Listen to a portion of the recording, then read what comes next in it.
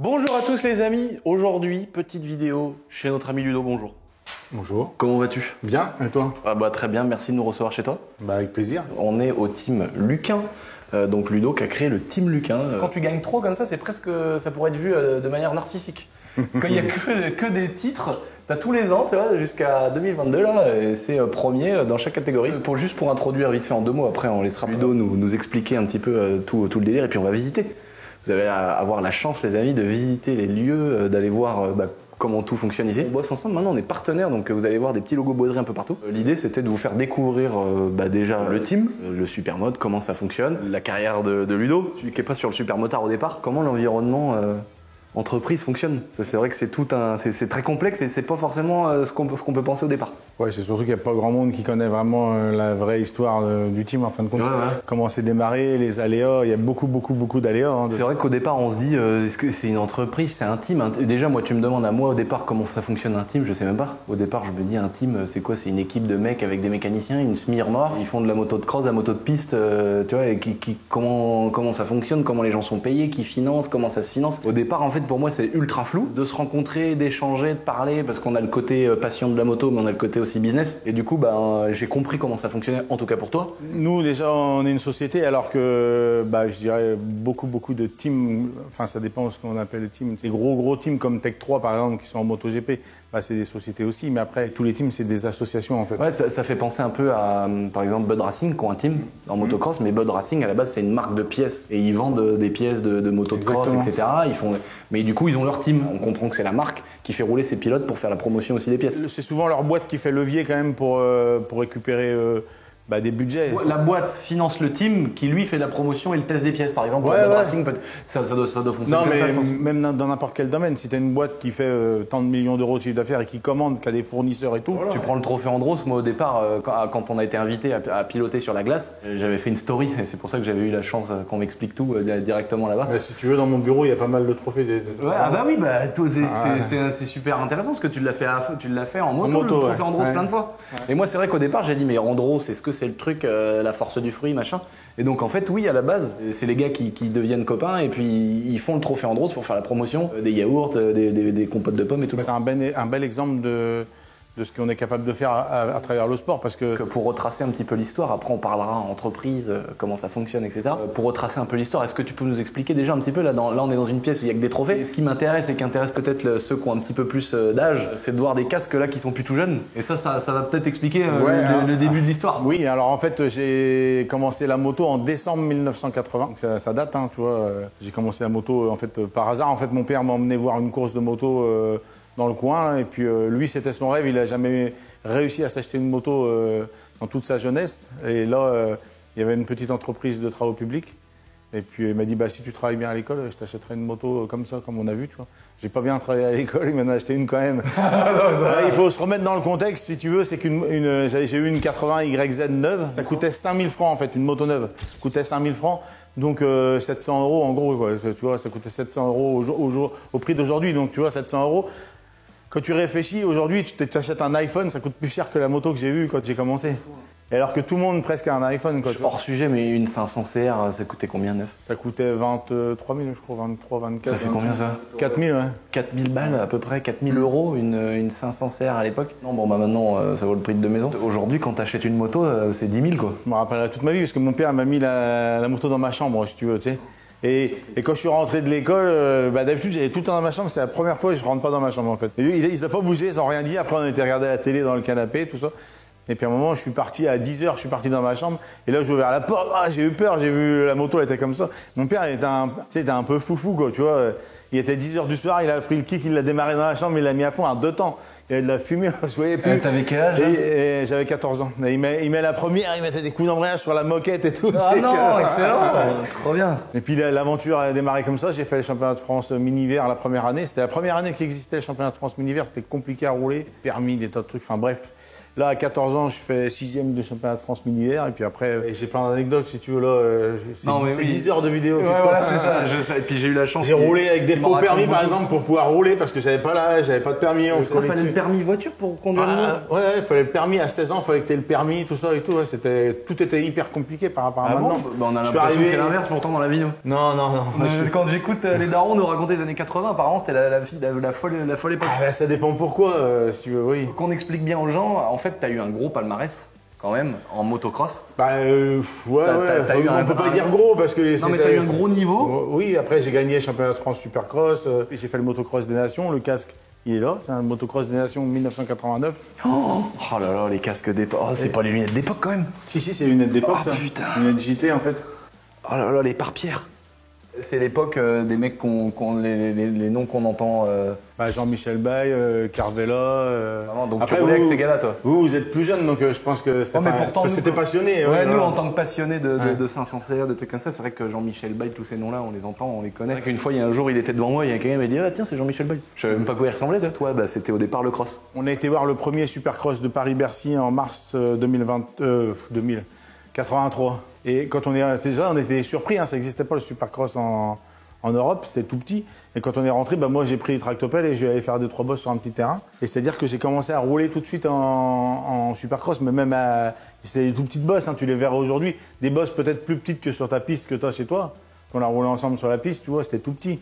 Mais ça n'existait pas le Supercross. Tu avais un super niveau en motocross, en Supercross, dans plusieurs disciplines en même temps. Pour faire la différence, pour ceux qui connaissent pas du tout le cross, il y a le Supercross, c'est les bosses qui sont comme ça, là, de la mort, où les gens ils sautent en l'air, des gros 3-4 bosses affilées. Et le motocross, c'est beaucoup plus roulant, avec vraiment un terrain en terre où il y a des sauts qui sont quand même moins pointus. Souvent, un motocross, c'est sur un circuit naturel, alors qu'un Supercross, c'est tout le temps construit. T'arrives, c'est dans un stade. Tu montes à un gros niveau, t'as envie.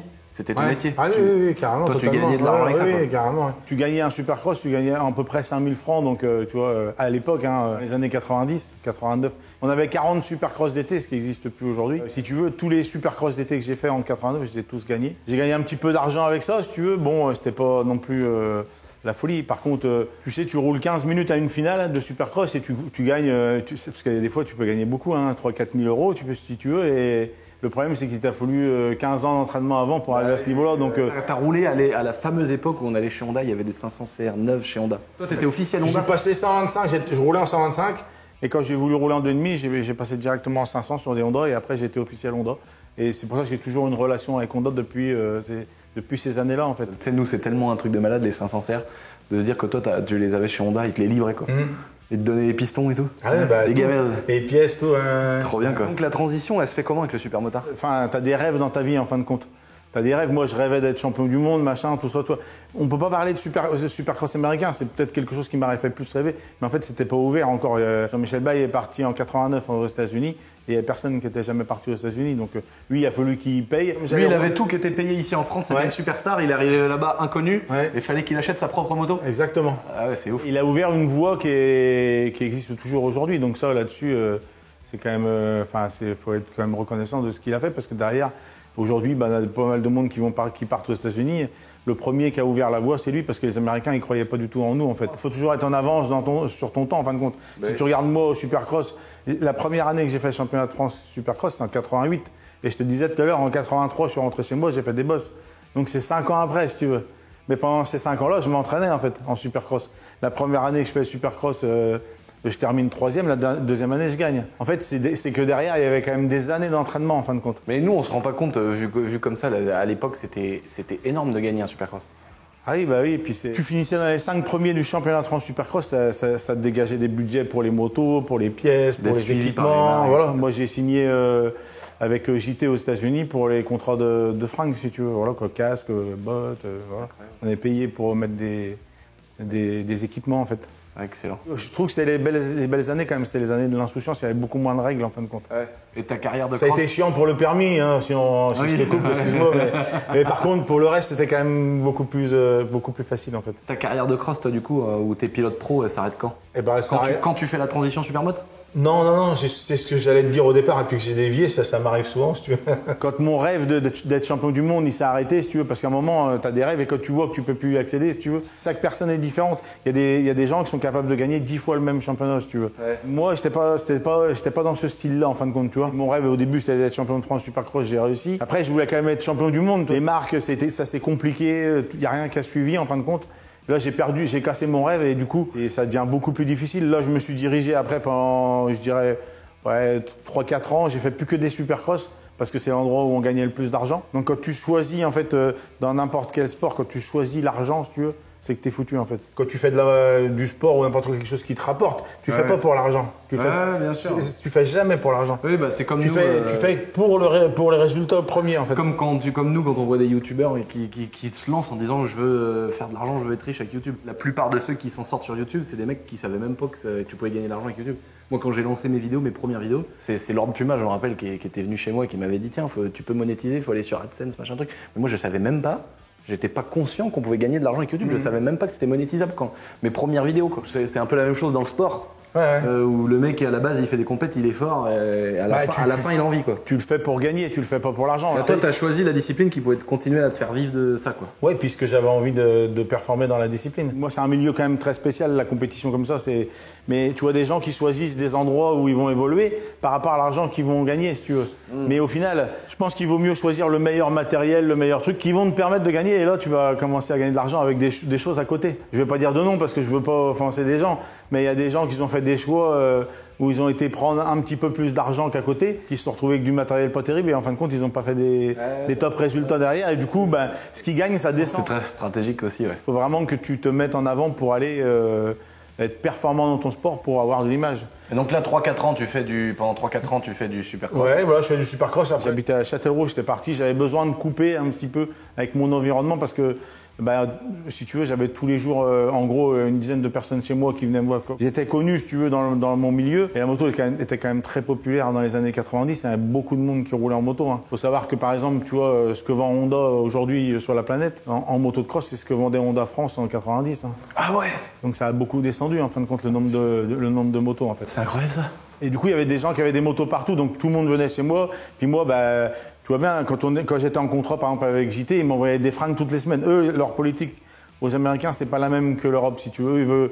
Ils veulent tout le temps que tu aies des habits nickel, que tu sois propre. Donc, ils regardent pas à te filer du matos. C'est Milwaukee, quoi. C'est les Américains. Et là, t'es en quelle année quand tu finis de faire Supercross ? Je suis, en fait, 80, si tu veux, 95, 96. Par là, après, je fais des stages, je fais des bricoles, tu vois. Et j'habitais à Châtellerault et je décide de vendre ma maison à Châtellerault pour partir habiter au Canada, en fait. Donc, je fais ma démarche auprès de l'ambassade et tout ce que j'ai été une quarantaine de fois au Canada faire des courses. J'ai fait 7 fois le Supercross de Bercy, de Montréal, pardon, Supercross de Montréal. J'ai beaucoup d'amitié avec les gens là-bas et ça me plaisait, donc j'ai dit je vais partir. Je suis revenu ici, ça mettait 1 an pour faire les papiers. Déjà, il fallait vendre la maison, il fallait faire pas mal de choses. Quand tu fais les papiers, ils sont valables qu'1 an pour partir. Donc j'ai dit ma maison, il faut que je la vende. J'ai mis ma maison à vendre sur Moto Crampon. Tu imagines, ça n'existe plus Moto Crampon, c'était comme Moto Verte. Oui. Ça a fait 3 jours, je l'ai vendu parce qu'il y avait une piste de Supercross dessus et tout.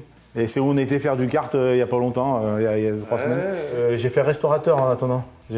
Ah, donc il y a un moment donné où tu n'as pas fait que de la moto ? Non, enfin je faisais toujours de la moto, mais à côté j'ai trouvé un petit boulot. En fait, en attendant les papiers, c'était très très long. J'ai un copain qui vient chez moi et qui me dit tiens, en déconnant, un mec qui fait de la moto, tu voudrais pas avoir un stand pour vendre des sandwichs, des frites, tout ça au stade de l'Aube, en fait. J'ai fait ça quand même pendant 12 ans. 12 ? Ouais, 12 ans. C'est grâce à ça que je suis en face de toi, si tu veux. J'ai créé le team peut-être à moitié des années des frites, si tu veux. Et en fait, tu sais, quand tu crées une société en France, y a beaucoup de charges, il y a beaucoup de choses. Et en fait, la première année, j'ai vraiment galéré. T'avais ta boîte où tu faisais de la bouffe. Ouais. Pendant cette époque-là, tu te diriges vers le supermotard. Ouais. Si tu veux, j'ai roulé un petit peu en supermotard. En fait, je suis parti aux États-Unis pour entraîner David Villemain en 2000, je crois, ou 2001 ou un truc comme ça. Déjà, quand j'ai été là-bas, j'ai appris beaucoup de choses, si tu veux, sur la manière de communiquer. Tu sais, j'ai pris plein de petites choses un peu partout. David, en fait, quand il roulait en 80, moi, tu sais, je roulais en 500, donc on se voyait déjà, si tu veux. Après, lui évolué, il est parti aux États-Unis, voilà. Ça s'est mal passé avec son père, donc ils se sont séparés. Et puis à un moment, il m'a dit tiens, tu veux pas venir passer 15 jours chez moi ? Je suis allé chez lui. Ça s'est super bien passé. Je suis venu, il a gagné la course à Monte-Maurice. Ça faisait 1 an qu'il n'était pas monté sur le podium, si tu veux. Donc il y a aussi beaucoup d'aspect mental. Quand tu fais de la compétition à haut niveau comme ça, tu sais, si tu fais une erreur quand tu fais une course, à 200 mètres de l'arrivée, tu fais une erreur, il y en a un qui te double, ben, quand tu rentres, ça te fait chier, quoi. Tu vois, t'es déçu. Mais par contre, si tu as des gens, c'est ton entourage qui est très important en fait. Et si tu as des gens autour de toi qui te soutiennent. Bah, qui te massacre plutôt, moi je te dirais. Ah, Qui dit, qu'est-ce que t'as fait, machin, t'es nul et tout. Ouais, voilà. Et ça, quand j'entends ça, j'aime pas ça, c'est horrible. Ce qui a fait la force du team, c'est ça en fait, c'est de. Toujours pousser les gens vers le haut. Quoi. Bah, c'est-à-dire que quand tu as fait une bêtise, plutôt on va l'analyser et dire, bah, tu vois, tu as fait une Comment bêtise. Faire mieux. On va essayer d'en tirer un bénéfice pour pas que ça se reproduise en fin de compte. Donc parti après, je suis rentré aux États-Unis, je me suis dit, j'ai toujours eu envie d'essayer le supermotard. Donc là, on est en 2000 combien? En 2003, je pense à peu près, ouais. 2003. J'ai roulé pour le fun parce que j'avais déjà plus de 30 balais, tu vois, c'était. Et puis cette ascension de tout redécouvrir, si tu veux, je connaissais la moto, mais par contre toute la technique je la connaissais pas. Tout quoi, c'est ta progression qui te donne vraiment beaucoup de motivation. Quand tu fais une entreprise, bah, le fait de faire toujours plus, c'est ta motivation, tu sais, de faire plus. T'es content, bah là c'est pareil, parce que je stagnais si tu veux au cross, si tu veux à la fin. Oh, tu repars sur un truc où tu je redécouvre. Je pensais pas que la piste était aussi difficile que ça. Tu vois, pour moi, quand je roulais en cross, supercross, je regardais le MotoGP, je disais mais pourquoi ils nous montrent ça à la télé, ils montrent pas du cross. Je veux dire, ils sont à fond sur moto, il n'y a pas de boss et tout. Moi, je passe à fond à l'Ops, tu vois. Après, quand j'ai découvert la discipline, j'ai compris, si tu veux. Mais bon, après, c'est. T'as fait de la compète?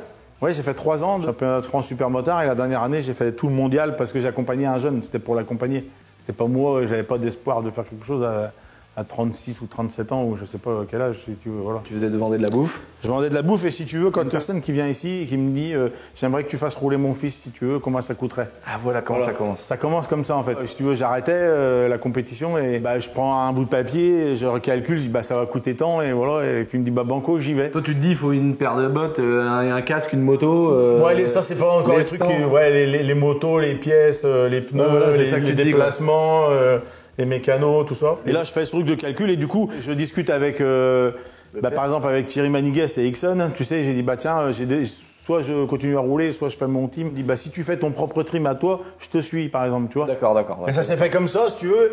Donc t'as les marques qui t'ont suivi. Après, t'as Honda qui t'a dit la même chose. Honda avait. Non, pas tout de suite. Honda, c'est un peu plus tard, hein, quand même. Non, mais c'est comme ça qu'à la fin, toutes les marques et tout t'ont suivi.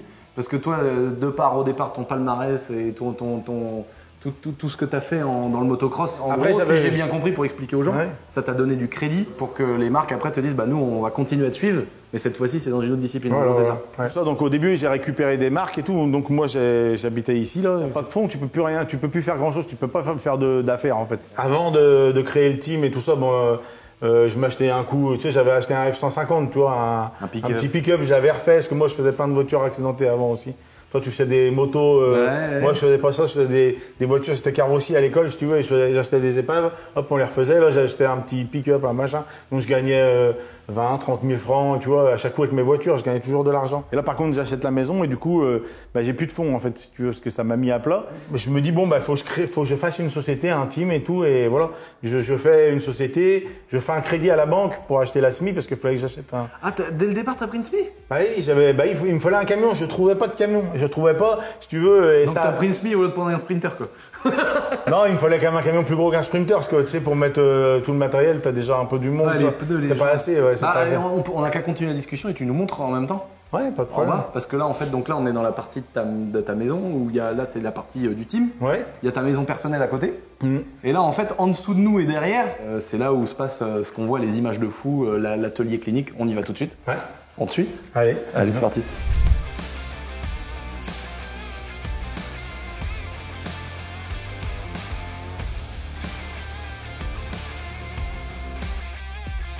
T'achètes ta maison? J'achète ma maison, je cherche un camion parce que tu sais, c'était pour faire le championnat du monde supermotard. Donc on a des échéances parce qu'il y a des dates où on doit être prêt. Je cherche un camion comme le tien, un 10 mètres à peu près là. Ah, mon poids lourd, porteur là. Ouais. Je cherche un camion comme ça si tu veux. C'est à peu près ça qu'il nous fallait pour pouvoir tout mettre. Et au final, je trouve la SMI là. Donc c'est celle-là? Ouais. Ça fait 15 ans que tu l'as alors? Oui. Ah, excellent! J'ai changé le tracteur, mais au départ, c'était celle-là. C'était une remorque de Sonoto Yamaha. Je vais à la banque, je fais un crédit de 60 000 euros. Je crois que j'avais 1 500 euros par mois à rembourser, si tu veux. Je fais le team la première année, ça se passe bien, enfin, ça se passe pas trop mal, si on veut dire. Donc, t'avais que le pilote que tu devais te gérer? Ouais, plus un autre, j'en avais pris un autre aussi, on était avec Sherco. Donc c'est vite passé de tu rends service à quelqu'un et tu t'occupes de son fils. Ah, t'as pris un autre pilote. Ouais, parce que j'ai créé la société Luquin, si tu veux. Et du coup, ma partie restauration rentrait dans cette société-là, parce qu'avant j'étais en micro-entreprise. Ouais, d'accord, ok, c'est incroyable le début. Et si tu veux, la première année, je fais le truc, ça se passe pas vraiment comme je veux, si tu veux. Les gens qui venaient, c'était un peu amateur et ça n'était pas à l'image de ce que je voulais, donc ça va être difficile parce que je vais avoir un budget en moins. Mais j'arrête parce que c'est pas comme ça que je veux fonctionner. Je me tire une balle dans le pied un peu. Donc t'arrêtes la bouffe, tu veux dire? Non, j'arrête le pilote qui me donnait de budget, si tu veux. Ah putain. Je continue le team, mais j'ai toujours mes 1500 balles de crédit à rembourser, plus toutes les charges qu'il y a quand tu crées une entreprise. Hein. J'ai passé un an d'enfer, en fait. Un an, je dormais pas toutes les nuits, en fin de compte. Il faut savoir que quand j'ai fait le crédit, j'ai mis ma maison en hypothèque. Elle n'était pas à moi, elle était à la banque, la maison. Je me dis, putain, mais qu'est-ce que t'es con. Tout ça pour faire ta passion, en fait, de la moto. Tu vas mettre toute une famille dehors et tout, on n'aura plus de maison, on n'aura plus rien. Je pensais que je me dis, je vais jamais y arriver. Et je me suis accroché, si tu veux. Et petit à petit, ça a réussi à reprendre un petit peu le dessus. Il y a eu la crise de 2009. La crise de 2009 a fermé la porte à beaucoup de teams, si tu veux. Les teams y ont fermé, en fin de compte, parce qu'ils n'avaient plus de budget. Tout le monde a réduit les budgets. Et en fait, nous, on a eu nos budgets qui ont augmenté parce qu'on a fait beaucoup de communication, si tu veux. Ils ont diminué les budgets. Ils ont dit, bon, maintenant, on a moins de budget. Par contre, on va plus le mettre sur les gens qui nous offrent de la visibilité. Voilà. Et là, pour rebondir sur ce que tu dis, moi, quand j'étais en mécanique moto à Château-Gontier en 2000 combien, moi, 2014, avec tous mes potes à l'internat, le soir, on regardait les vidéos du Team Luquin. C'était vraiment le truc de ouf. Mécanique moto, pour nous, c'était incroyable, quoi. Toi, tes vidéos, c'est la force que tu as eue. C'est que tu as tourné des vidéos qu'on fait combien, 10 millions de vues. Ouais, la plus grosse, elle a 11 millions. Ouais, 11 millions 11 de vues. Millions de vues, donc pour une boîte comme la tienne, parce que du coup, pour que les gens comprennent bien, en fait, toi, les gens vont t'apporter du budget, les marques de vêtements, les marques de moto, les marques d'huile. Tous les sponsors en fait qu'il y a autour, ils vont t'apporter de l'argent pour que tu fasses vivre et que tu fasses aller sur les circuits, faire les compétitions, tous les frais qu'il y a autour qui sont énormes. Et toi, en échange, tu leur apportes soit un titre, de la visibilité pour aussi, la marque. Par exemple, aujourd'hui, tu es avec Honda. L'idée, c'est d'être premier, comme ça, Honda, ils sont sur le podium. Toi, tu leur apportes de la visibilité, un niveau avec des classements. Et en gros, c'est ça. Donc en fait, c'est toi qui me l'as dit au départ. Finalement, tu es une agence de pub. Oui, je suis une agence de communication en fait. Ouais. Toi, sur ton cabis, aujourd'hui, c'est une agence de com. Agence de communication. C'est incroyable. Moi, j'étais à 4 planètes de penser ça, quoi. À savoir que toutes les entreprises, en fait, ils ont le droit à 6% de leur chiffre d'affaires en publicité. Ces 6%-là te sont alloués par des entreprises? Pas 6% parce qu'ils font pas tous 6%, mais dans ce milieu, si tu veux, qui est un petit milieu, il y a beaucoup de mécénats en fait. Il y a beaucoup de gens, si tu veux, qui donnent de l'argent parce qu'ils sont passionnés. Mais ils n'ont jamais rien en retour. Si tu veux, ça a été l'habitude qui a été faite comme ça. Et du coup, les gens se sont habitués à recevoir de l'argent sans rien offrir en retour. Oui, parce que les autres, ça leur permettait, ce qu'il faut comprendre pour ceux qui ne connaissent pas dans le mécénat, c'est qu'une entreprise, quand elle fait du mécénat, elle peut défiscaliser son investissement de mécénat jusqu'à 60%. C'est-à-dire qu'en gros, quand tu vas sponsoriser ou subventionner ou faire du mécénat, tu peux récupérer une partie, environ 60% de mémoire. Ça, je sais pas. Chose comme ça, mais c'est comme les gens qui vont donner à une association, qui vont donner pour, par exemple, des enfants qui sont malades, qui vont donner pour des associations à but non lucratif ou des choses comme ça. Il y a une règle fiscale dans les entreprises qui fait que tu peux récupérer 60%. Tu vas récupérer en impôts, sur ce que la société paye à la fin d'année en impôts, 60% de l'investissement que tu as proposé. Alors nous, on sponsorise pas mal de personnes. Nous, l'idée, c'est que de la passion et de la visibilité, parce que déjà, il y a des gens qui sont pas... il faut être une association reconnue pour que ce soit... pour récupérer de la fiscalité. Et c'est vrai que je prends le temps de dire ça parce que j'ai vu qu'on maintenant on est affilié sur la SMI à Boiserie, vous allez voir qu'il y a marqué par Boiserie un peu partout, sur les motos, sur les kits déco. J'espère que ça va pas te mettre par terre, que tu vas pouvoir toujours acheter des voitures pour tes abonnés. non, ça va. Sur les combinaisons, sur les casques, partout, il y a vraiment... c'est ça qui est trop cool, c'est que Ludo, lui, ça lui apporte de la visibilité, le fait qu'on s'associe tous les deux. Ça lui apporte aussi de la visibilité. En règle générale, ce dont il a besoin aussi pour ses partenaires et pour l'activité. Et moi, derrière, ça vient rajouter un truc énorme à ce qu'on fait. Ça nous crédibilise pour ce qu'on fait dans la moto, les magasins de moto. Aujourd'hui, grâce à Ludo, il y a une moto Boiserie au catalogue Honda, quoi. Et ça, c'est incroyable. Pour ceux qui suivent un peu les actualités sur mon magasin de moto et Micshop, moi, il y a des concessionnaires qui m'ont envoyé des messages en me disant « Mais attends, il y a une moto Boiserie au catalogue 2024. C'est limité à la France ou pas ?» Non, parce que c'est fait pas en Italie. Donc c'est-à-dire qu'il y a des gens à l'étranger, ils vont arriver dans des concessions Honda, il va y avoir une moto avec marqué boiserie dessus. Et ça, c'est grâce à toi. Nous, en échange, évidemment, le but, c'est des bons procédés. C'est grâce à notre association, je dirais. C'est grâce à nos associations, bien sûr, mais je veux dire, nous, on est content d'être présents sur les vêtements, d'être présents sur les motos, d'être présents partout. Derrière, il y a un super échange de bons procédés. Et c'est vrai qu'il y a des gens que j'avais vus dans les commentaires qui clashaient un peu notre association. Et il y en avait pas mal qui défendaient et qui disaient, en attendant, c'est bien parce que Lucien, il sponsorise Luquin. Ça permet de continuer à faire vivre une discipline qui est quand même un peu en voie de disparition, le supermotard, la moto. Toi, t'es quand même là, t'es toujours là, quoi. Oui, on a participé quand même beaucoup à l'image du supermotard. Moi, je savais même pas qu'il y avait des concurrents. Ouais. Je me rappelle en 2015, 2014, tout ça à Château-Gontier. On voyait tes vidéos, quoi, parce que tu étais le seul qui faisait des vidéos qui étaient sur Facebook. Après, ça coûtait très cher en fin de compte, si tu veux.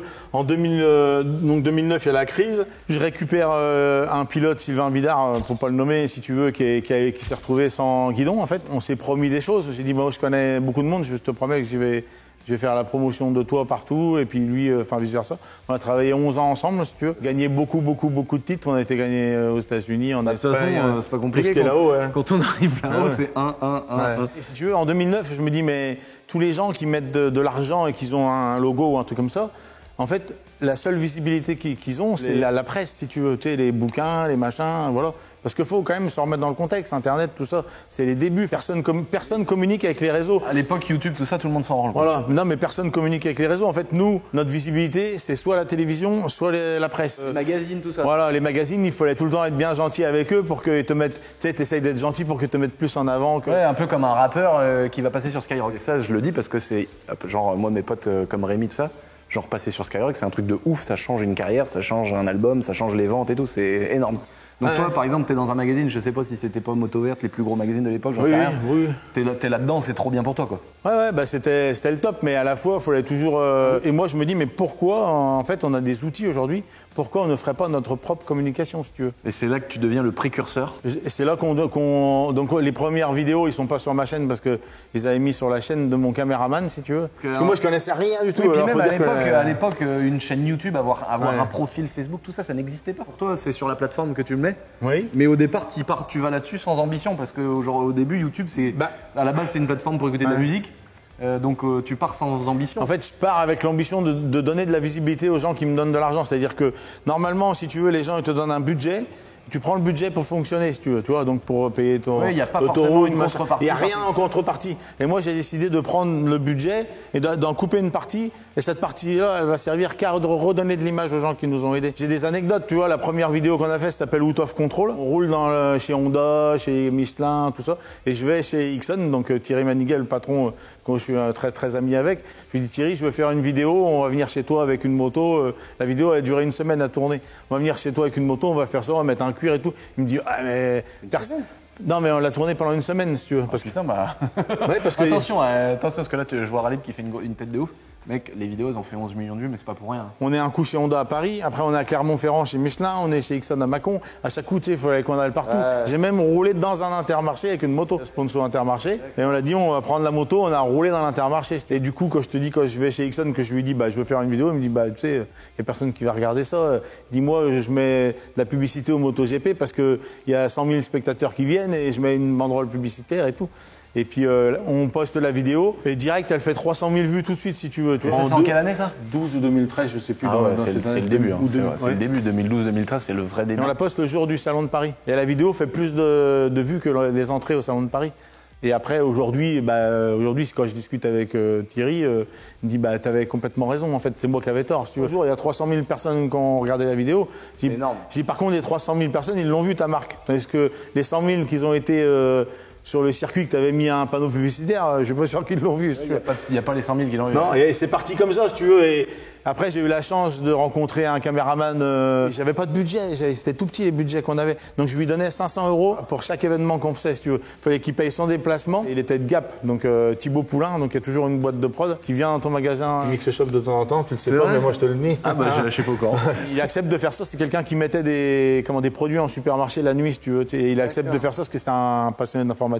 Et il vient, avec des idées, je lui laisse toujours carte blanche, si tu veux, tout le temps. Et là, il te sort un truc qui tape 11 millions de vues. Après, les idées, on les les a eu ensemble. Les scénarios, on les a fait ensemble. C'est pas une vidéo. Oui. C'est que, je veux dire, tu as fait plusieurs vidéos qui ont cartonné. Oui, bah c'était même les vidéos de championnat de France, ils faisaient 500 000 vues. Hein. Faire autant de vues à l'époque, c'est incomparable avec aujourd'hui. Parce qu'aujourd'hui, c'est des millions d'utilisateurs, c'est des millions de créateurs, c'est des millions de gens qui ont des prods. Aujourd'hui, nous, maintenant, on est plein, on est 30 à bosser. Il y a au moins une vingtaine de personnes qui sont dédiées à YouTube et tout.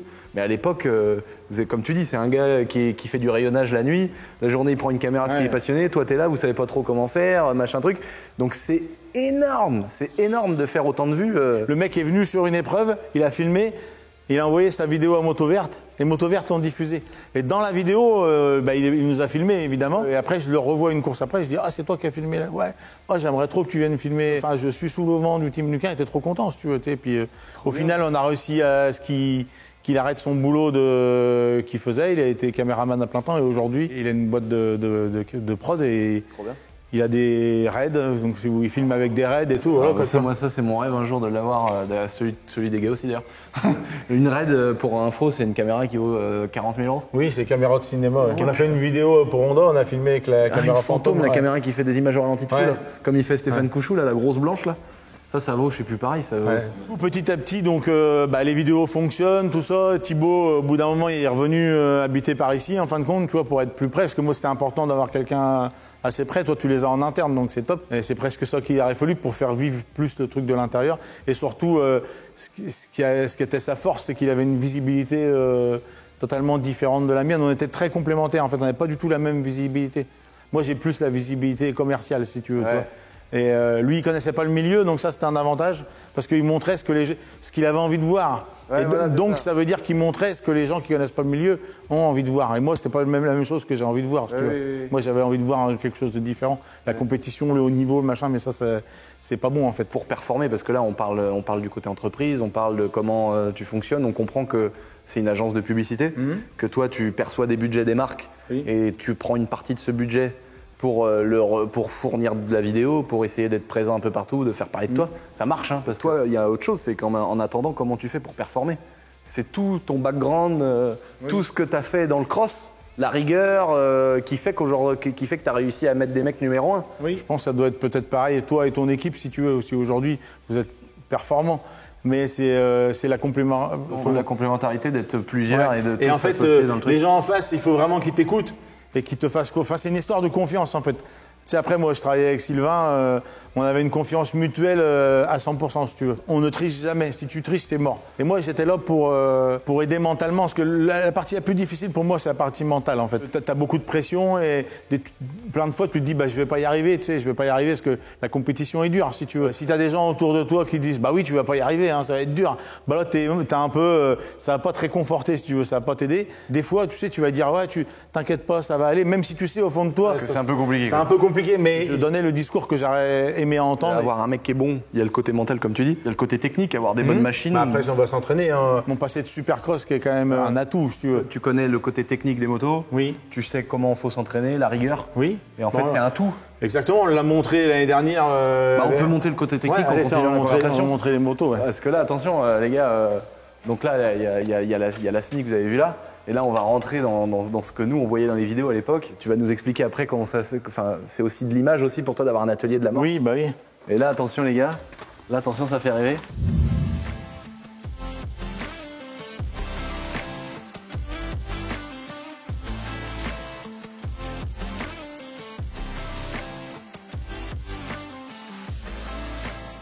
Oh putain, la classe. Dylan est sur ici ou quoi? Pour ton bien, on te ramènera jamais Dylan. Parce que là, c'est pas possible. Là, tu peux faire cuire un œuf par terre. Sur l'établi, c'est pareil. Donc là, c'est là qu'il y a toutes les motos du team. Un atelier qui est magnifique comme ça, qui est rangé, millimétré, ordonné. C'est ta rigueur aussi? Oui, avant, j'étais pas comme ça. Quand moi, je roulais, tout ça, j'avais beaucoup moins de rigueur que ça, en fin de compte. Et petit à petit, je me la suis mis petit à petit. Ça devient presque obligatoire, parce que j'arrive pas à concevoir que tout est en bordel, si tu veux. Et puis, en même temps, tu gagnes du temps dans ta vie. Voilà, parce que quand tout est rangé, que tu sais que tu vas chercher. Oui. Parce que quand tu es dans un fouillis, si tu veux... Quand tu es dans une compétition et qu'il y a un gars qui tombe, il faut trouver le bon plastique, la vis de 8, tout ce qu'il faut. Exactement. Tu tires le bon tiroir tout de suite. Quoi. Exact. Il faut savoir où tout se trouve. Et après, c'est une complicité aussi avec les gens qui viennent travailler avec nous. Hein, donc, voilà, quoi. Donc là, de la rigueur, du travail, de l'entraînement. Oui. Et là, on est bien placé pour en parler. la technicité. Ça veut dire une moto bien réglée. Et on va parler un peu technique, là on sort un peu du côté entreprise, on y reviendra juste après. Mais pour que les gens comprennent, là il y a un aspect technique qui est incroyable. À la base, pour les gens qui connaissent pas, c'est vrai que sur cette chaîne YouTube, nous c'est plutôt entrepreneurs, etc. Là il y a un côté, c'est une moto de cross au départ. Oui. On lui installe des pneus route et un freinage qui freine plus fort. Notre objectif c'est de rendre une moto de cross performante sur le goudron. Intervient de nombreuses pièces et aussi la patte Luquin, mettre un embrayage, mettre un frein Béringer. Après, on a quand même une spécificité, c'est qu'on utilise que du matériel d'origine, c'est-à-dire que les moteurs, on n'a aucun moteur qui est préparé. Alors que sur des compètes de supermoto, il y en a qui préparent. Ah bah c'est presque tout le monde est préparé en fait, si tu veux. Ah ouais. Ça c'est encore des parties techniques. On a analysé avec les acquisitions de données, on s'est rendu compte qu'en fin de compte, on utilisait beaucoup de bas régimes sur les motos en fait. Donc tu as réadapté la cartographie. Voilà, les cartographies, c'est Bruno Skotnicki de chez Honda qui nous fait toutes les cartographies des motos. Quand on met une carto, on gagne à peu près 2 dixièmes au tour. Ah oui, d'accord. Et quand, par exemple, tu vois, là, on a des pots d'échappement d'origine. Nous, on a essayé tous les pots d'échappement en fait. On est parti sur un circuit, on est resté 2 jours et on a monté tous les pots. Ça, c'est des tests hyper chiants parce que tu démontes la moto, elle est brûlante et tout, quoi, tu vois. Et en fin de compte, tous les pots qu'on a essayé, eh ben, on perdait quasiment tous 2 dixièmes au tour par rapport à l'origine. Donc oui, ça coûte temps, c'est machin, c'est beau. Là, je suis d'accord. C'est beau, si t'es aidé par la marque, tant mieux. Ça te faisait rien gagner. Ça me faisait rien gagner, donc je voyais pas l'intérêt. En plus, la moto avec le pot d'origine, elle fait moins de bruit, si tu veux. Tu vois, regarde sur le pot d'échappement, c'est marqué le nombre de décibels. Ouais, bah oui, comme on a des comptes Touquet, ils ont fait pareil sur la mienne. Nous, c'est toutes les courses comme ça, en fait. Tu viens mettre des éléments super spécifiques, des suspensions préparées, des gros systèmes de frein. J'ai quand même essayé de promotionner le savoir-faire français au maximum, si tu veux. Ouais, je voulais vraiment avoir le plus de partenaires français possible. Michelin est français, parce qu'on a les pneus Michelin, Béringer est français, Boss c'est français. Sur mes motos, j'ai des suspensions Boss. Ouais. Sur mes motos sur PR Motard, j'avais monté un frein Béringer. D'ailleurs, à l'époque, ils n'avaient pas voulu bosser avec moi. Je devais pas être assez intéressant. Peut-être maintenant qu'avec toi, ça a changé. On va t'en faire une petite moto de super moto. Alors là, on est sur la vidéo de chaîne secondaire, on parle plus au côté entreprise, même si on s'écarte un peu du sujet parce qu'on est là pour kiffer aussi. Le but, c'est qu'on fasse une vidéo ensemble sur ma chaîne principale YouTube et qu'on prenne une moto qui est très très mythique. J'en ai une 500 CR de super motard, mais l'idée, c'est qu'on prenne une autre moto qui est très mythique et qu'on en fasse une, mais avec la technologie d'aujourd'hui, réadaptée sur une de mes motos. Il y a une vidéo qui va arriver où on est ensemble, où là, on essaiera sur circuit, on aura les avis des pros, ton avis à toi, on vous remontrera l'univers, mais côté plutôt chaîne principale, c'est-à-dire hors entreprise, chiffres, etc. Donc restez bien jusqu'à la fin parce qu'on va expliquer pas mal de petites anecdotes aussi de Ludovic sur le métier, l'entreprise, comment ça fonctionne, les hauts, les bas, etc. Et donc pour revenir à ce qu'on disait, donc t'as voulu promouvoir un peu le savoir-faire français, donc avec c'est Olivier Bossard qui a monté Boss Suspension. Oui. Donc moi j'ai ça sur mes motos aussi. Pour revenir sur le sujet de tout à l'heure, on sponsorise aujourd'hui des gens qui sont dans le drift, des gens qui donc toi dans le super motard. On fait aussi championnat de France de rallye. Personne qu'on sponsorise aujourd'hui qui a une Clio de la mort toute préparée. C'est Clio à 150 000 €. Quand on faisait le covering chez UJ, en enlevant la roue, je vois une suspension Boss. Ça va pas moi. Et je vois une suspension, mais c'est vraiment un amortisseur de cross en énorme. Et je vois le truc, pareil avec les mêmes anodisations et tout. Il y a des Boss suspensions sur une Clio. Quoi. Et en fait, ils sont très forts dans le rallye, en fait, Boss. Après, le fait qu'on ait fait toutes ces vidéos et toute cette communication, donc ça a touché quand même beaucoup de monde. Et du coup, nos partenaires, ils étaient quand même toujours contents de travailler avec nous. J'ai un seul objectif, en fait, c'est de contenter les gens avec qui je travaille, si tu veux. S'ils sont contents, je sais qu'ils vont continuer. Nous, en quelques mois, on a une moto boiserie au catalogue Honda, si tu veux. Comme pas mal déjà. On est déjà très contents de bosser avec toi. Et donc, en fait, après, les partenaires, ils vont carrément t'aider à aller plus loin. J'imagine que tu as des contrats ou des choses que tu vois avec Michelin qui te font des pneus pour toi. Non, on fait le développement, si tu veux. Le développement ensemble, quoi. Voilà, ça, par exemple, on roule avec des roues de 16 pouces. T'as vu, ça tient la route. C'est incroyable. Mais en fait, avant, ça n'existait pas. C'est du 16,5 ou du 17. Et quand ils ont décidé, Michelin, de faire du 16, on a fait faire des jantes en 16. On a fait le développement. Et aujourd'hui, tout le monde a des roues de 16, des trucs. Mais ah oui, mais c'est pas des roues en 17? Non, à l'avant, c'est une roue de 16 pouces. Et à l'arrière, c'est combien? 17 à l'arrière. Ah bon? Mais je veux même pas. Ouais. Ah bon? Mais pourquoi? Parce que la roue de 16, elle a gommé beaucoup de dribbles en fait. Parce qu'on avait du dribble, tu sais, le dribble, c'est la roue qui saute. La roue qui saute derrière. Ouais. Juste pour le côté un peu technique, revenir après, on va revenir sur le sujet principal. La moto, c'est une bécane de cross, tu lui mets des suspensions plus dures, entre guillemets, sans rentrer trop dans les détails. Oui. Un freinage qui freine beaucoup plus fort, des jantes adaptées à un roulage sur bitume, des pneus également. Et puis après, tu as également un embrayage, quelques détails techniques, mécaniques. Oui, de toute façon, après, si tu veux, la spécificité aussi, c'est que j'ai toujours voulu m'associer avec des marques, tu sais, assez haut de gamme en fin de compte, pas des produits cheap en fin de compte. Et au final, les gens aujourd'hui, ça a été dur parce que je me suis coupé pas mal de partenariats, si tu veux, mais au final, aujourd'hui, les gens, ils savent que s'il y a un produit sur notre moto, c'est qu'il est bon. Sinon, il serait pas là, en fait. Là, c'est fou de voir les motos comme ça. La première fois que je suis rentré dans cet atelier, je repensais aux années à l'époque au lycée, à Château-Gontier.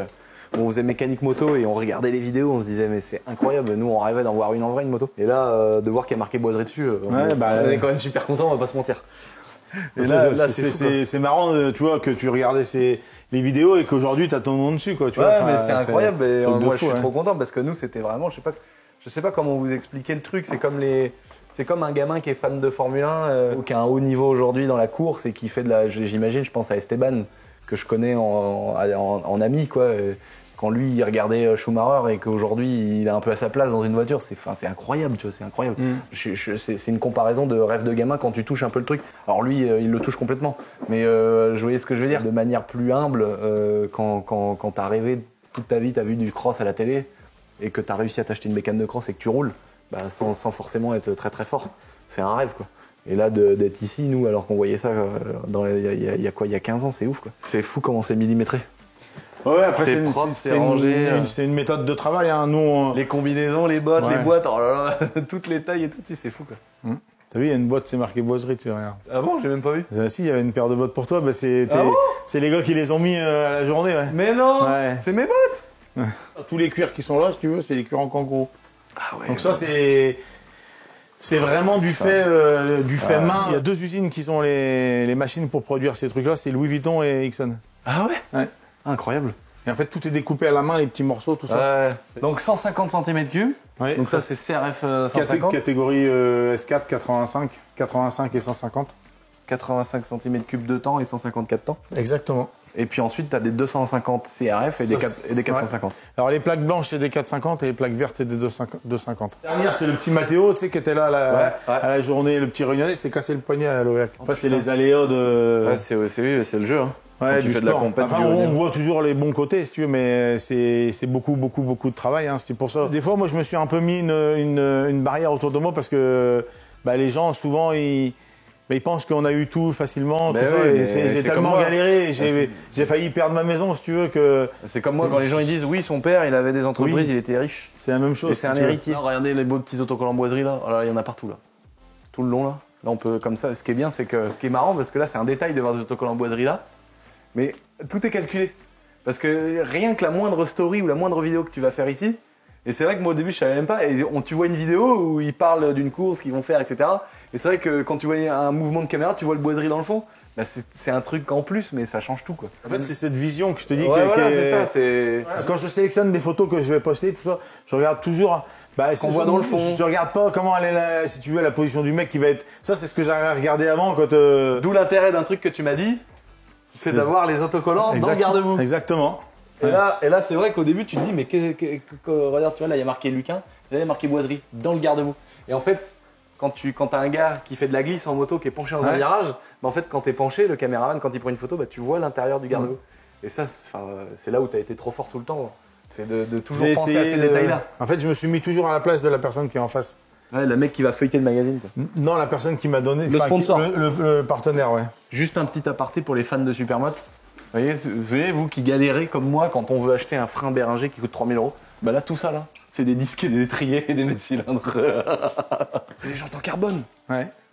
Avant, on n'avait que des jantes en carbone. C'est des jantes moitié alu, moitié carbone. Vous voyez, tout ça, tout le bord de la jante est en carbone. Et c'est plus le cas maintenant. Non, maintenant c'est de l'alu forgé en fait. C'est plus intéressant que d'avoir l'alliage carbone. Non, c'était mieux le carbone en fait. Mais ça coûtait trop cher en fait. Oui, parce que le carbone c'était plus léger, donc si tu veux. T'as une relance plus forte. Ton inertie, en fait, elle est totalement différente. Si tu prends, pour se rendre compte de ça, tu prends une roue de vélo, tu la mets entre tes mains, puis tu la fais tourner et tu essaies de la bouger. C'est hyper dur. Et selon le poids qu'elle fait, tu vois, elle est plus dure à bouger, donc ta moto est plus maniable. Là, tu récupères de la puissance quand même. En fait, tu récupères de la puissance et de la maniabilité. Si tu veux, quand on met une roue arrière à un pilote, il va nous dire, si on le prévient pas, il dit, ah, t'as changé la démultiplication, parce qu'après, t'as du feeling et tu sens, si tu veux, tu vois. Je faisais de la moto, mais ma passion, c'était les rallyes, en fait. J'étais passionné de rallye et tout ça, donc j'avais le 205 GTI, R5 Turbo, l'ancien intégral, tout ça. Oui, quand tu roules beaucoup, t'as le feeling. Quand tu roules beaucoup, même avec la pédale de frein d'une voiture, t'arrives à sentir les roues, en fait. Ça fait un peu comme mon pote Esteban, justement, je parle souvent de lui, mais il monte dans un buggy turbo, et il roule, il dit, au bruit du moteur, au feeling, il dit ah il est pauvre le moteur. Et les mecs ils règlent, le moteur était pauvre. Et donc là, j'imagine que d'avoir une jante en carbone, la relance, etc. C'est pour ça que tu dis qu'il y a des pilotes qui pensaient carrément que vous aviez changé la démultiplication. Tout le temps, parce que la moto elle repart plus vite parce qu'elle est plus. Comme la nouvelle Alpine justement, la nouvelle Alpine elle avait 4 jantes en carbone, mais c'est pas pour rien. C'est qu'ils vont chercher sur ces petites voitures avec ces petites motorisations, ces petites puissances, ils vont chercher des détails comme des jantes en carbone justement pour avoir plus d'accélération, plus de relance, de voir ça comment c'est propre, comment c'est beau. Et là, attention, petit Après, c'était mon rêve quand même, si tu veux. D'avoir un atelier de la mort. Bah, d'avoir le bâtiment. Tu sais, j'ai rêvé beaucoup du bâtiment, en fait. Le bâtiment, à chaque coup qu'on roulait, je voyais un bâtiment, je me disais, ah, c'est un bâtiment comme ça qui me ferait. Parce qu'avant, le camion, il a dormi pendant une paire d'années dehors, tous les véhicules, tout ça, tu vois. J'avais pas vu, t'as mis net sur la pendule, l'autocollant boiserie net. Excellent, les gars. Trop fort. Non, mais oui, t'as fait un bâtiment de malade, t'as fait un atelier de fou. Là, je pense que le moindre mécanicien qui regarde l'atelier, il est en. Là, tu rêves. C'est tellement ouf de voir toutes les motos alignées, tout est pareil, tout est millimétré. Tu sais que, je suis sûr que là, si t'as 35 cm, entre chaque moto, t'as pareil. C'est fou, quoi.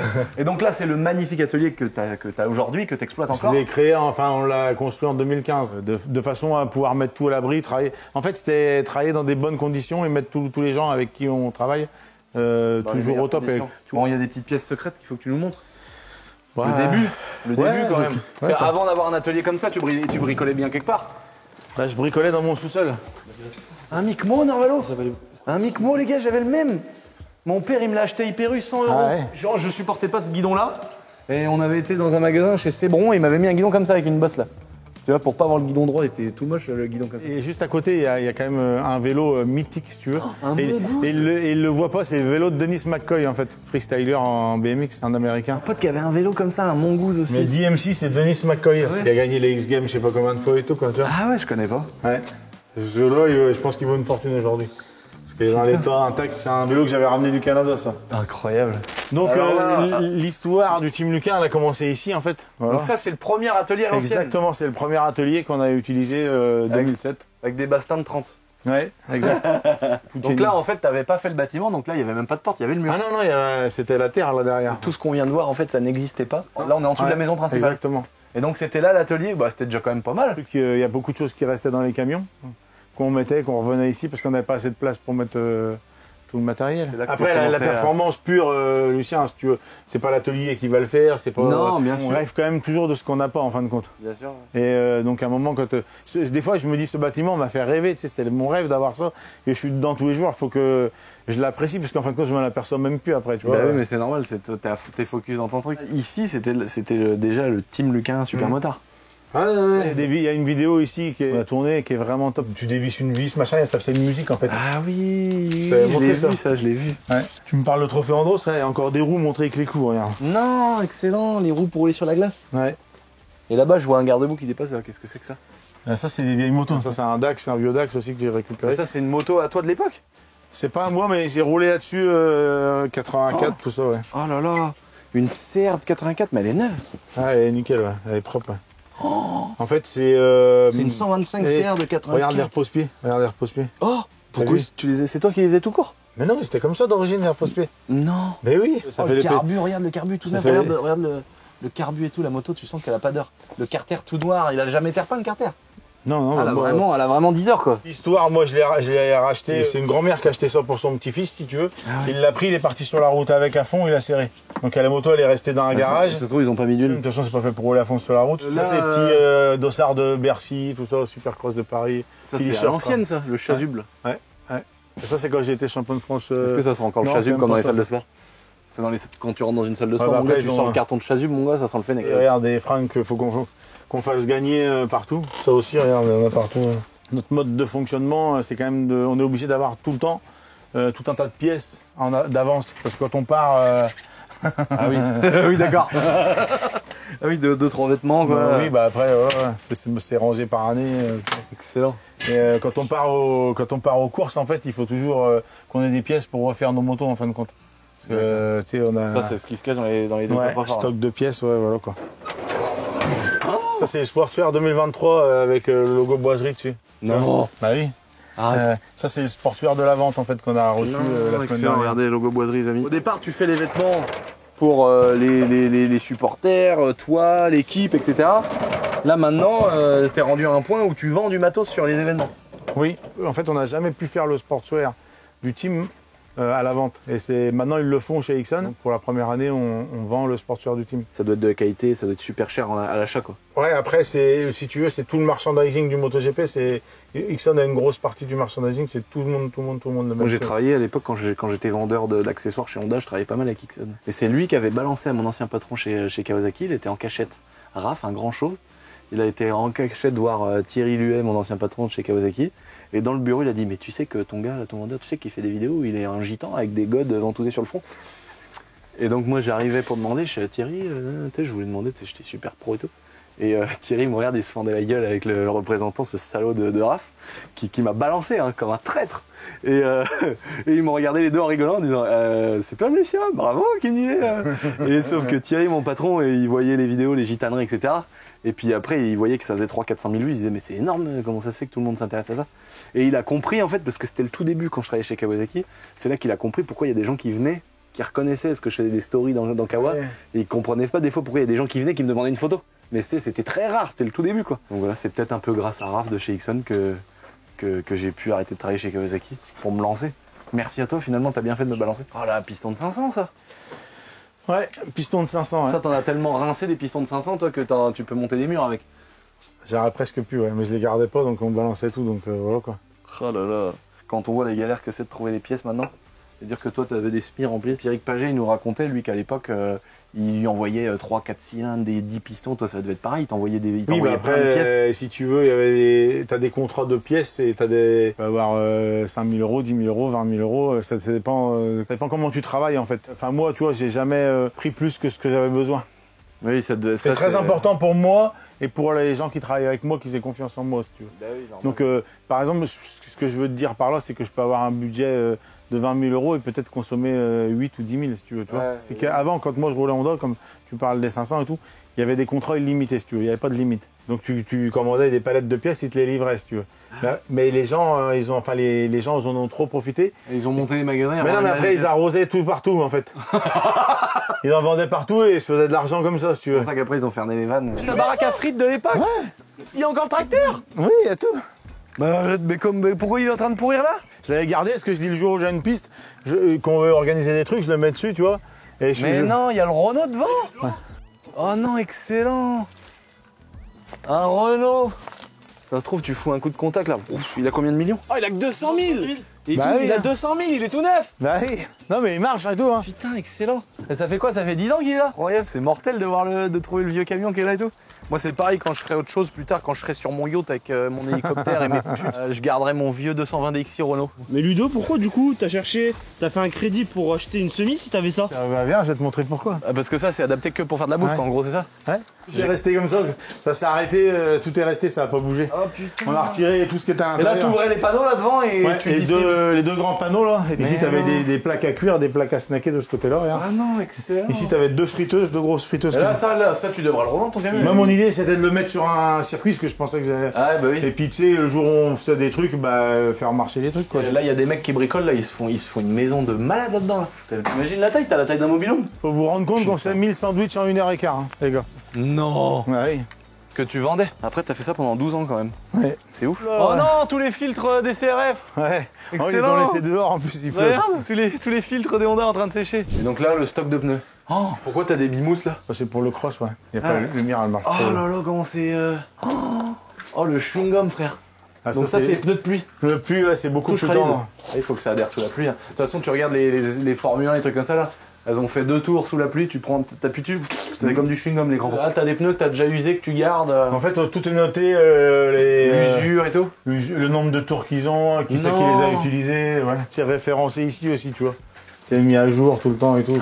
Ah non, mais là, mais l'organisation, mais c'est incroyable l'organisation. Est-ce que je peux te mettre Dylan en stage ici juste pour qu'il revienne organiser? Oh là, je crois que tu fais une syncope si Dylan vient là. On est des bâtards, en vrai, on fait que de descendre Dylan. Tu sais, des fois, nous on se rend pas compte des chants des fois en rigolant, même parce que lui c'est un gros con Dylan, et puis il est pareil. Hein. La dernière fois, il y a quelqu'un qui m'a dit ouais, Dylan, c'est ton salarié, dans ta story, t'as mis connard, t'as oublié une douille. Mais ce qu'il faut savoir, c'est que moi, il me traite de fils de pute. Et sauf que des fois, il l'a fait, il y avait ma mère à côté, il s'est fait pourrir. C'est qu'en fait, à la base, on est potes, nous. Donc, il n'y a pas de genre, je suis son patron, machin. Nous, on est potes, on bosse ensemble, c'est tout. C'est pour ça que Dylan, on lui en met plein sa gueule tout le temps. Mais derrière, on est des super potes, donc voilà. Ça fait bizarre de voir un atelier où genre les pneus usés, il y a une écriture, le nombre de tours et tout. Vous êtes organisé, millimétré. Non, on est obligé. On est obligé parce que si tu veux. Parce que c'est du haut niveau et la compète, ça vous oblige à ça, quoi. Tu peux pas reprendre un pneu et pas savoir qu'est-ce qu'il a fait parce qu'après, du coup, la performance, c'est pas la même. S'il a 25 tours et il y en a 5, si tu veux, la performance, c'est pas la même. À 25 tours, ça change comparé à 5. Ouais. Et souvent, entre un héros et un zéro, tu sais, il n'y a pas grand chose en fait. On compare, on dit, bah lui, il roule moins bien que moi, lui, il roule mieux que moi. Et des fois, les mecs, ils sont à 1 seconde d'écart, donc il y a personne qui est nul en fin de compte. Tu vois. 1 seconde, tu dis ça à certains mecs, je pense que c'est 8 ans. En MotoGP, t'étais dernier en fait à 1 seconde. Les 20 dans la seconde tout le temps. Hein. Ah bon En MotoGP? Ouais. Regarde-moi ça, la magnifique 450 50e anniversaire. Avec les jantes dorées de l'époque. Elle est belle, hein. Ils font des vraies motos maintenant, elles sont belles. Hein. Oh là là, la beauté. Elle est toute d'origine, hein. Elle est pas prépa, c'est pas une moto à je sais pas combien.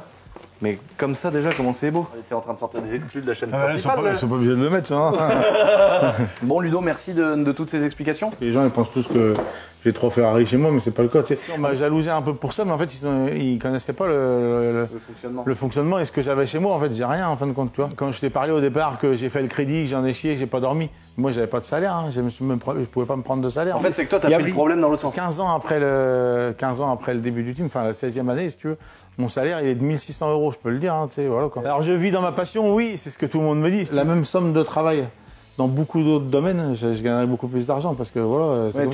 Mais c'est un investissement à long terme parce que le jour où t'arrêtes, t'as tout ça, t'as ta maison, le bâtiment, c'est énorme. Ouais, mais ce que je voulais, si tu veux, c'était créer la marque Luquin en fin de compte, tu vois. Le logo Luquin devienne une marque un jour. Bah oui, et que après, c'est fait. C'est fait. J'ai eu des propositions pour aller travailler en MotoGP, par exemple, pour m'occuper de la communication. J'ai quand même toujours resté dans mon truc parce que j'ai commencé quelque chose et je voulais aller au fond des choses. Et si demain ça s'arrête, parce que ça peut s'arrêter. Hein. On l'a vu l'année dernière, ça faisait 10 ans qu'on était avec Watrol, qu'ils ont eu des petits soucis et du coup, ils ont coupé les partenariats, tu vois. Donc voilà. Ça arrive à tout le monde. Moi je dis souvent que quand on a des problèmes, en fin de compte, c'est là qu'on rebondit en fin de compte. Tu sais. C'est comme les mecs qui se font jeter par leur gonzesse, ils se remettent au sport. Quoi. Ouais.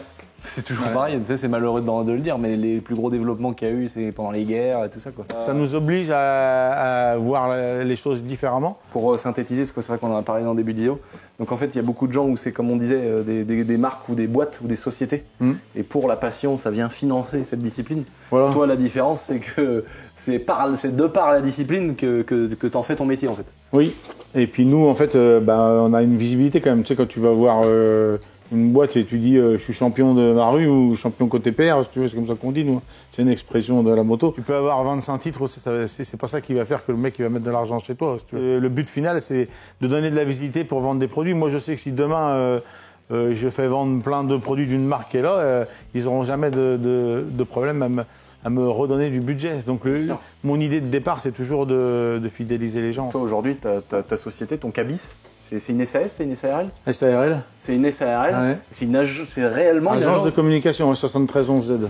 Ah oui, d'accord, le code APE par carte. Ouais. Et donc c'est comme ça que tu fonctionnes. C'est notre mode de fonctionnement, si tu veux. Un partenaire, pour parler concrètement et chiffres, je pense le partenaire qui fabrique les embrayages ou les freins, il fait quoi? Il t'envoie du matos gratos? Tu as 2 catégories de choses. C'est soit tu as des partenariats matériels, soit tu as des partenariats financiers. Par exemple, Honda, il te passe les motos et il te passe de l'oseille en plus, ou comment ça fonctionne? Honda, on a des budgets. En fait, on a un nombre de motos qui est défini à l'avance et après on a un budget de pièces qui est déterminé à l'année, quoi. Ouais, qui est déterminé à l'année. Après, nous, ça bouge plus beaucoup parce que ça fait longtemps qu'on est là. Si tu veux, au début, on avait des plus petits budgets, si tu veux.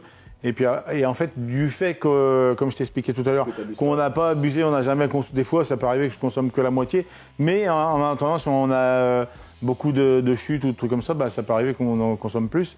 Donc, on a eu des budgets un peu plus importants, si tu veux. Et dans ces budgets-là, en fait, on a aussi des possibilités de. Ouais, c'est vraiment à la carte en fonction de chaque partenariat. Ouais. Mais après, on fait pas de partenariat à 1 000 € et des trucs comme ça, quoi. Tu vois, ça, on peut pas le faire. Moi, j'ai beaucoup d'éthique, en fait. On peut pas leur redonner la visibilité d'un partenariat à 30 000 ou à 20 000 parce qu'en fait, tu vois bien, j'ai caméraman, photographe, j'ai plein de monde qui travaille pour nous, si tu veux. Il faut bien que je les paye, tout ça. Tous ces gens-là, il faut que je les paye. Et moi, je suis pas d'accord, si tu veux, que les gros partenaires payent la visibilité des petits. Tu as un budget à l'année, il faut qu'il se divise en fonction du nombre de partenaires. Voilà. Et en fait, la visibilité, elle se fait aussi, je veux plus mettre en avant les gros partenaires que les petits, mais ce qui est normal, hein.